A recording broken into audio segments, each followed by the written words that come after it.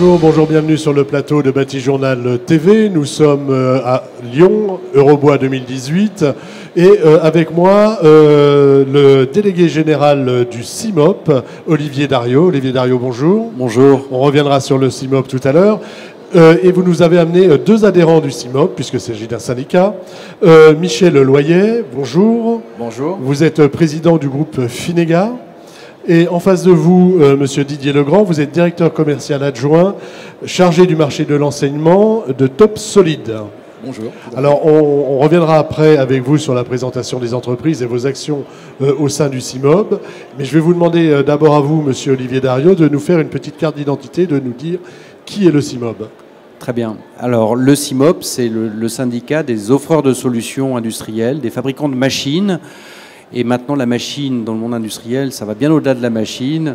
Didier en est un exemple. La machine, c'est le logiciel, c'est la commande numérique, c'est la mesure, le contrôle. Donc le CIMOP regroupe 270 adhérents, donc c'est une grosse organisation. Le CIMOP est un syndicat qui est membre de la Fédération des industries mécaniques. Je crois qu'on a comme particularité intéressante d'être très transversaux à tous les secteurs de l'industrie. Voilà, vous ne vous intéressez pas, ici on va parler de bois, mais vous ne vous intéressez pas qu'au bois. Voilà, on a un groupe bois dont Michel Loyer est le président et qui regroupe beaucoup d'acteurs dans cette filière, mais on a un groupe papier, on travaille pour le métal, on a un groupe de machines-outils, on a un groupe robotique, on représente toute l'offre robotique française, robotique traditionnelle et robotique collaborative. On vient d'ouvrir un nouveau groupe, le 12e, sur la fabrication additive, où là on a l'ambition de regrouper toute l'offre française en fabrication additive, et on a des startups en France qui sont très prometteuses dans ce secteur de l'impression 3D. Donc vous voyez, on regroupe toute cette catégorie d'entreprises qui ont subi quelques crises, comme l'industrie ces dernières années, mais qui sont maintenant des entreprises essentielles parce que, évidemment, pour aller dans cette industrie du futur, qui est une industrie de demain et de demain matin, j'ai envie de dire, ça passe par un investissement et donc ça passe par toute cette offre de machines et de solutions qu'on représente. D'accord. Les actions du syndicat cette fois-ci. Bon, j'imagine que c'est un syndicat un peu habituel, hein, mais quelles sont vos actions, dire, d'une manière générale? Alors, je dirais qu'un syndicat, traditionnellement, c'est un club qui représente les professionnels de la profession, traditionnellement qui se réunissaient, qui faisaient un bon repas, qui fumaient un cigare ensemble. Le CIMOP, depuis 5 ou 6 ans, a considérablement évolué et s'est ouvert. D'abord, le CIMOP a pris conscience, a été un des premiers à prendre conscience avec le Gimélec de problème numéro 1 de l'industrie en France, c'est l'obsolescence de ces machines. Et ce qu'on sait qu'en France, l'âge moyen des machines, c'est presque 20 ans. Quand en Allemagne, c'est moins de 10 ans, en Italie, c'est à peine 10 ans, etc. Plus du double en France. Et on a pointé ce sujet dans une étude il y a quelques années, et à partir de là, on a monté beaucoup d'actions pour aider les industriels à investir. On a monté beaucoup d'actions autour de la robotique, pour aider les PME à passer à l'ère de la robotique. On vient de terminer une opération, pour vous donner un exemple, qui s'appelle RoboStart PME, qui a permis à des centaines de PME d'investir dans un premier robot.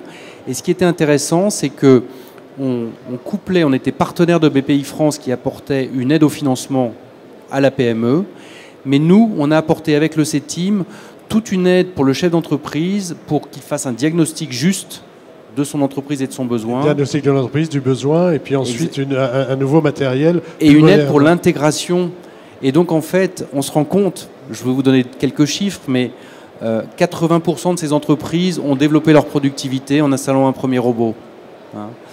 80% ont développé leur marge. 70% ont recruté. Donc quand même, on est loin de se dire que la robotique, ça prend des emplois, et on a vraiment cette force. Alors vous voyez, c'est un type d'action que l'on mène. C'est ce type d'action que vous menez. Autour de l'investissement productif.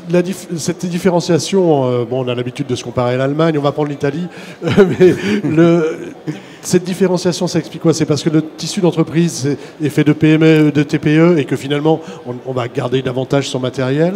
Vous savez, le grand sujet des moments, et le grand sujet qui préoccupe les décideurs publics, que ce soit en région ou à l'échelon national, c'est d'aider l'industrie. L'industrie a baissé, était à 20% du PIB il n'y a encore pas si longtemps. Maintenant, nous sommes à 12% du PIB.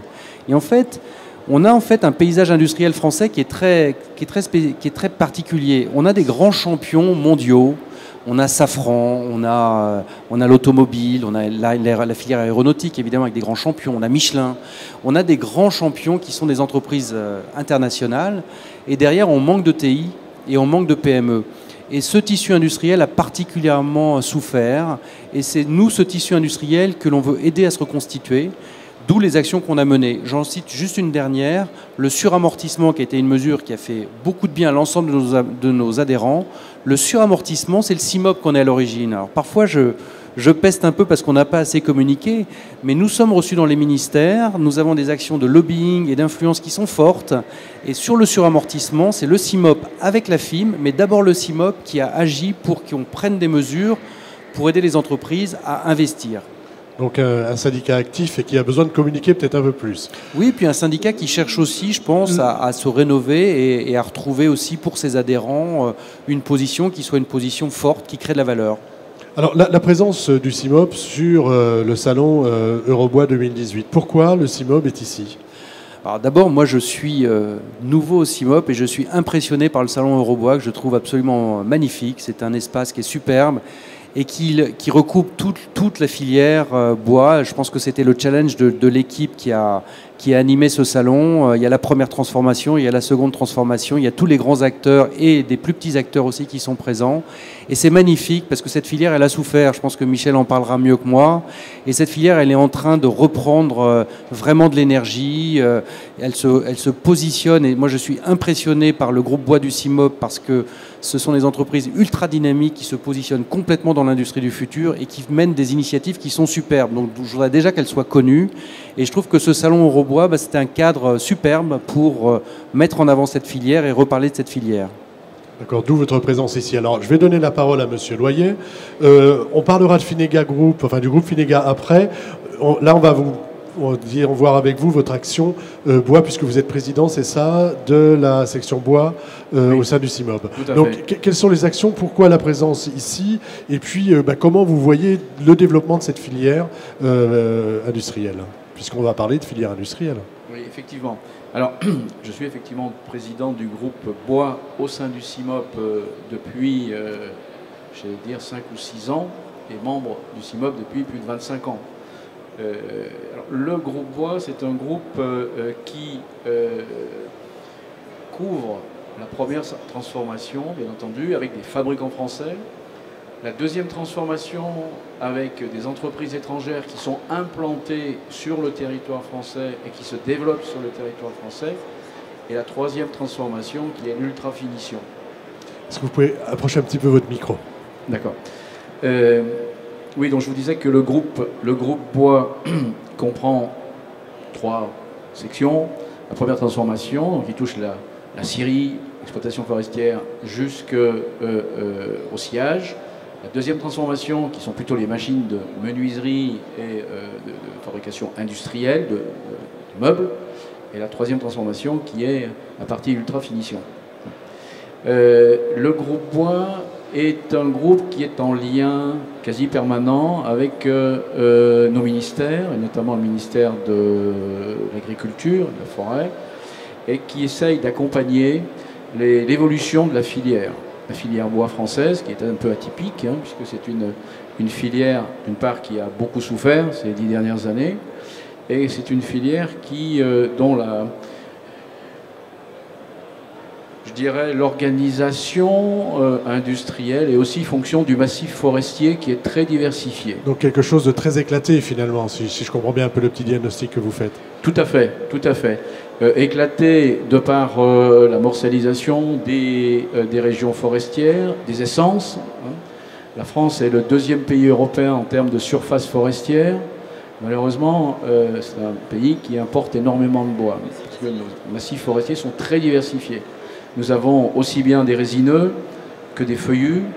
On ne scie pas le bois de la même façon et on ne le travaille pas de la même façon dans l'est de la France que au centre de la France, la forêt du Tronchet par exemple, ou que dans les Landes.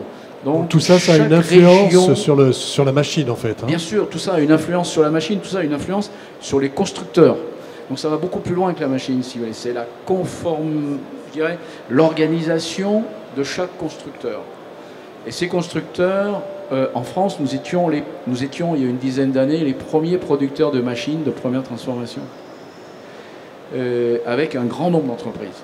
Donc ces entreprises, beaucoup ont souffert, beaucoup ont disparu, beaucoup ont été repris, restructurés.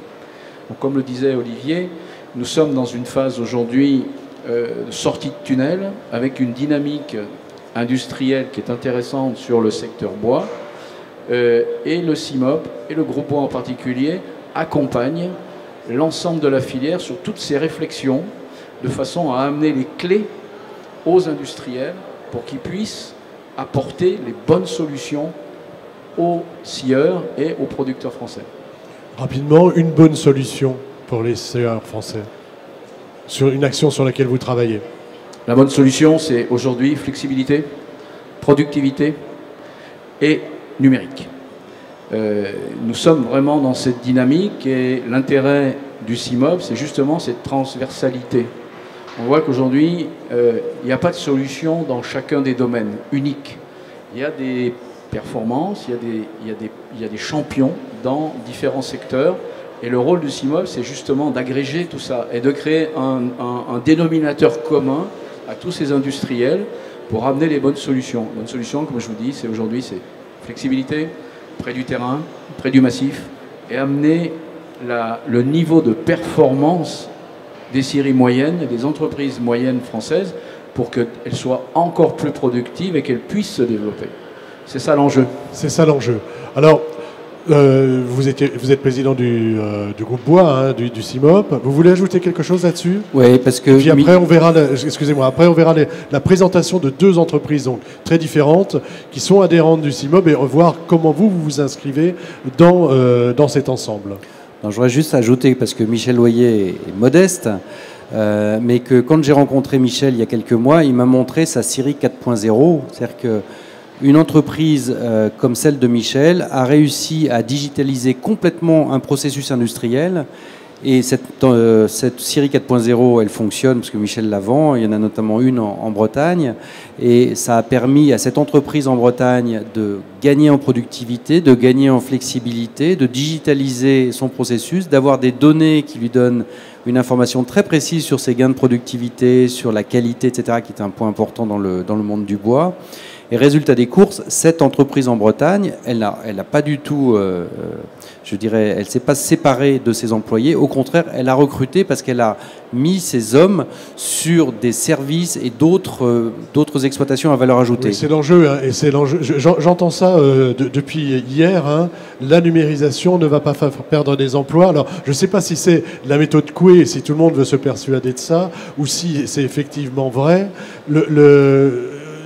Il y a une réelle peur de la numérisation qui nous ferait perdre des emplois. Et et tout le monde depuis hier me dit le contraire. Donc ça, c'est une réalité. Et je le regrette parce qu'on peut comprendre certains macroéconomistes qui vont sur la logique de se dire le digital va supprimer un certain nombre d'emplois. C'est vrai, mais si je prends l'exemple microéconomique de cette scierie qui est en Bretagne, qui est une des plus grosses scieries de Bretagne, au contraire, il l'a recruté parce qu'il a créé de la valeur sur d'autres services.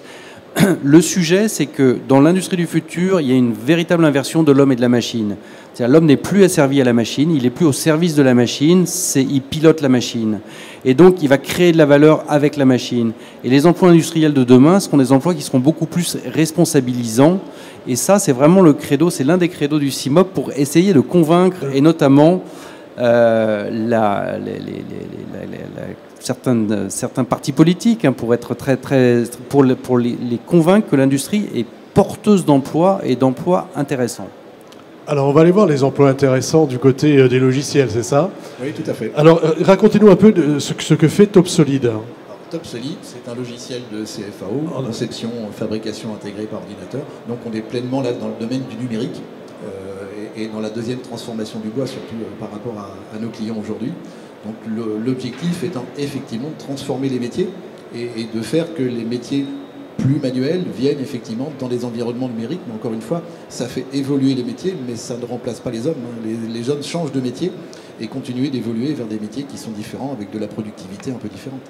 Très concrètement, qu'est-ce que vous proposez comme logiciel et comment ils font évoluer ces métiers et comment ils s'intègrent dans cette filière bois?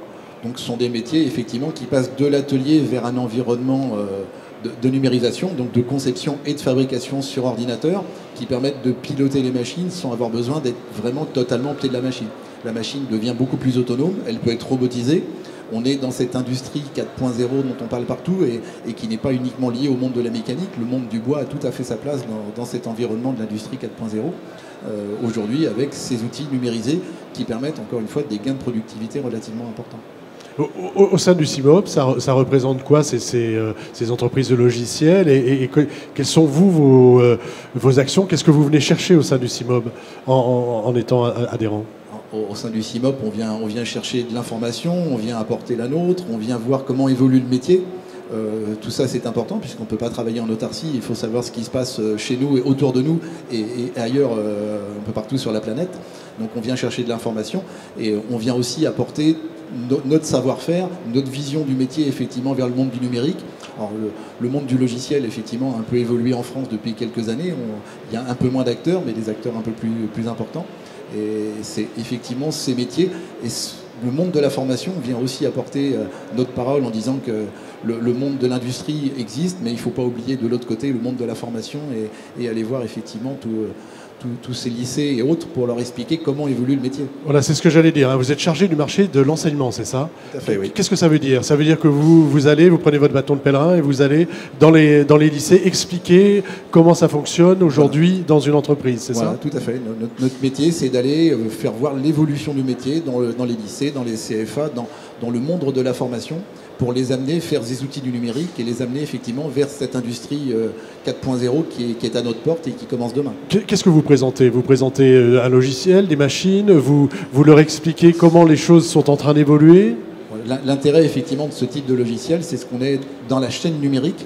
C'est-à-dire qu'on commence dès le besoin du client pour pouvoir commencer à définir tout de suite, dès le besoin du client, son aspect, son graphique, et très rapidement enchaîner effectivement vers tout le besoin complexe, les approvisionnements, et aller jusqu'à la réalisation, au pilotage de la machine à commande numérique. Voilà, c'est-à-dire qu'on ne sépare plus, si j'ai bien compris, on ne sépare plus les différentes fonctions, on rassemble tout sur un même outil numérique. De plus en plus. Et de plus en plus, aujourd'hui, le même outil sert à adapter le besoin du client jusqu'à la partie commerciale et jusqu'à la partie fabrication, pilotage d'atelier, vers le client final aussi, le montage directement du besoin chez le client final. Voilà, donc là on était sur le premier exemple d'une entreprise adhérente au CIMOP, très différent, le groupe Finega. Expliquez-nous ce que vous faites et votre intérêt évidemment à être adhérent du syndicat. Alors, le groupe Finega, en fait, c'est un groupe qui a été créé il y a une quinzaine d'années et qui regroupe aujourd'hui, par intégration successive, les principaux constructeurs de machines et de biens d'équipement pour la première transformation. Entre autres, les sociétés CEGEM pour la partie préparation de l'arbre avant le sciage, les sociétés MEM et EW Gilet qui sont spécialisées dans la production de machines d'usinage, de sciage, de délignage, EGA, qui est une entreprise spécialisée dans l'automatisation, l'intelligence machine, les scanners et le 4.0 aujourd'hui, et Ciris pour la partie ingénierie globale. Donc nous avons aujourd'hui une offre qui est tout à fait globale. Nous sommes les seuls constructeurs européens d'ailleurs à avoir cette offre-là, aussi large, et nos marchés sont pour 60% à l'exportation et 40% pour le marché français. Alors sur le marché français, comme je disais tout à l'heure, qui est un marché très particulier, mais qui ressemble étrangement au marché du sud européen, c'est-à-dire l'Italie, l'Espagne, l'Angleterre. Nous avons beaucoup de clients en Australie, puisque là on retrouve des similitudes. Très au sud de l'Europe. Alors on est beaucoup plus au sud de l'Europe. En Tasmanie, au Japon, voilà. Donc on a quand même, par intégration de toutes ces entreprises, bénéficié de leur réseau, de leurs implantations, de leurs clients, et on a une couverture qui est assez large aujourd'hui. Alors, pourquoi le CIMOP? Je pense que c'est tout à fait clair. On y trouve aujourd'hui l'intérêt de se retrouver entre industriels. Et on a des sujets totalement transversaux. Par exemple, les sujets de la sécurité machine, qui étaient des sujets il y a une dizaine d'années, qui étaient vraiment le cœur. Aujourd'hui, ça l'est beaucoup moins parce que toutes les machines sont aux normes européennes. Mais ce n'était pas le cas il y a 10 ans. le sujet de la poussière de bois, qui est une réglementation européenne qu'aujourd'hui aucun des pays européens, malgré cette réglementation, ne sait traiter correctement. Voilà, on a des réflexions de ce type-là. Et puis, technologique, on vient de parler du 4.0, nous sommes leaders sur le 4.0 avec une première unité européenne qui a été implantée en France. On va installer la première unité en Italie en 4.0 et puis fin 2019 la première unité en Autriche. Donc, vous voyez, la technologie française est quand même une technologie qui est reconnue aujourd'hui. Voilà, et le numérique emmène cette technologie, enfin emmène ce développement. On va terminer notre échange sur l'intérêt de la transversalité. Vous l'avez déjà un petit peu abordé tout à l'heure. Est-ce que le logiciel, est-ce que vous êtes au centre de cette transversalité? Aujourd'hui, oui, tout à fait. Notre présence au CIMOP est là. Nous, on est venu effectivement vers le monde du bois, alors qu'à l'origine, nous sommes une société dirigée vers le monde de la mécanique. Donc on était adhérent CIMOP, piloter des machines à commande numérique vers le monde de la mécanique. Le monde du bois, en quelques années, a énormément rattrapé son retard en termes de numérisation. Et effectivement, notre savoir-faire en mécanique a été totalement transposé vers le monde du bois. Donc aujourd'hui, on pilote effectivement toutes ces machines, tous ces environnements, de la même manière que l'on le fait dans le monde de la mécanique, qui avait effectivement pris un peu d'avance sur ces marchés. Donc on est plus transversal. Et quel est l'intérêt de cet échange, de cette transversalité? L'intérêt, il est clair. L'industrie de demain, ça sera une industrie où les processus seront numérisés, seront contrôlés par la donnée. C'est la donnée qui va créer de la valeur. Et donc, il faut que nous, à l'intérieur du CIMOP, d'ailleurs, on casse un peu la verticalité de nos groupes. Il faut que le groupe bois travaille plus avec l'emballage, avec la machine-outil, avec la robotique, etc. Puisque finalement, c'est le processus. Et les clients, au bout du processus, ils vont chercher de la valeur sur l'ensemble de la chaîne de la valeur qui est constituée de différentes machines. Il faut que ces machines s'accordent, puissent fonctionner ensemble, etc. Et donc, on est au cœur du sujet. Moi, je dirais juste, parce que Didier Legrand, lui aussi, est modeste, c'est que TopSolid, c'est l'éditeur de logiciels français. Donc, on en a plus beaucoup. Donc, c'est une entreprise qui est extrêmement dynamique, qui explose son chiffre d'affaires depuis 10 ans et qui se porte extrêmement bien. Et il est vraiment, par toute son action, notamment dans les écoles auprès des jeunes, il est au cœur de ce sujet des métiers de l'industrie qui sont difficiles, puisque tous nos adhérents nous disent j'ai du mal à recruter et ça me casse. Je pourrais prendre beaucoup plus de valeur sur le marché si j'arrivais à recruter. Donc c'est un sujet clé. L'industrie n'attire plus du tout les jeunes. Voilà. Et TopSolid, c'est l'entrée dans le numérique. L'entrée par le numérique risque de les réattirer. Et pour les jeunes aujourd'hui, le digital, ça ne se passe pas dans l'industrie. Alors qu'on en a bien la preuve après, avec tous les plateaux que vous faites et tous nos adhérents, qu'effectivement l'industrie est rentrée dans le digital avec justement sans doute des effets sur des métiers beaucoup plus responsabilisants et beaucoup plus intéressants. Et ça, il faut qu'on le proclame. Donc, le travail du CIMOP, je pense, comme la donnée va créer de la valeur dans le processus industriel, une organisation professionnelle, quelle qu'elle soit, doit créer de la valeur pour ses adhérents parce qu'elle leur offre un réseau qui est connecté à plein d'autres réseaux. Et c'est ça qui fait de la force et c'est ça qui crée de la valeur. Et c'est comme ça qu'on va pouvoir multiplier des actions concrètes, et j'insiste sur le mot concret, pour aider nos adhérents dans l'attractivité de l'industrie, pour aider nos adhérents à comprendre que leur modèle d'affaires est en pleine évolution et qu'ils vont sans doute devoir créer des partenariats nouveaux pour pouvoir justement capter cette valeur sur le marché. Sinon, on deviendra des vendeurs de commodités et des vendeurs de ferraille, et ce n'est pas du tout notre ambition. Ce n'est pas l'ambition. Ce sera un petit peu votre mot de la fin. Et je vais vous demander donc une petite conclusion à tous les deux sur cet aspect transversal, mais aussi sur comment vous voyez l'avenir en fait, de ces synergies-là. Alors, en ce qui nous concerne, nous, on peut en parler de façon très concrète. Parce que le 4.0, pour nous, c'est plus l'usine du futur, c'est l'usine d'aujourd'hui. Elle existe, elle fonctionne. Elle existe, elle fonctionne depuis un an. Aujourd'hui, nous enregistrons en temps réel dans cette unité 5000 données par minute. Je ne sais pas si vous vous rendez compte ce que ça veut dire, 5000 données par minute. Donc ça veut dire qu'on a aujourd'hui un volume de données qu'on sait exploiter à peu près à 50%. C'est-à-dire qu'on a encore un champ de développement, de recherche dans l'intelligence artificielle. Comment créer les algorithmes demain qui vont être capables d'aller traiter ces données et rendre les machines encore plus intelligentes, en lien avec la GPAO, avec les logiciels, avec les machines. Les machines sont déjà intelligentes et demain elles le seront encore plus. Et justement, c'est toute cette transversalité qu'on retrouve dans... Nous, on l'applique effectivement dans l'industrie du bois parce que c'est notre métier. Mais on le retrouve dans tous les secteurs industriels. Dans tous les secteurs, et le tout normalement sans perte d'emploi. Je confirme, sans perte d'emploi. Vous avez le mot de la fin. Oui, donc la transversalité. Peut-être sur l'aspect la transversalité, mais aussi l'aspect formation. L'aspect transversalité aujourd'hui, il est évident puisque quand vous prenez un produit fini, surtout dans les domaines de l'ameublement, n'est pas uniquement un produit bois. Vous allez retrouver dans ce produit, vous allez retrouver du métallique, vous allez retrouver de la mécanique.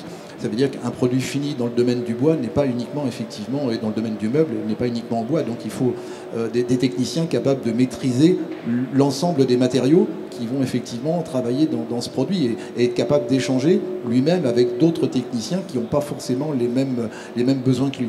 Donc ça, c'est hyper important au niveau de la transversalité et du numérique, effectivement, des réflexions qu'on a aussi aujourd'hui pour envoyer des choses de plus en plus intelligentes vers les machines pour qu'elles soient de plus en plus autonomes, puisque ce qui coûte cher aujourd'hui au pied de la machine, c'est l'homme. Et si on arrive effectivement à transformer ces métiers et à faire que les machines soient plus autonomes, on va gagner en productivité et le marché français continuera d'être très attractif. Eh bien, écoutez, merci. Merci beaucoup d'être venu sur le plateau de Batijournal TV. Merci à vous. Merci. Donc, c'est une émission à retrouver sur le site de nos partenaires, Eurobois 2018 et France Bois Forêt, et à retrouver également sur Batijournal TV. Merci à vous et à bientôt. Merci. Merci, à bientôt.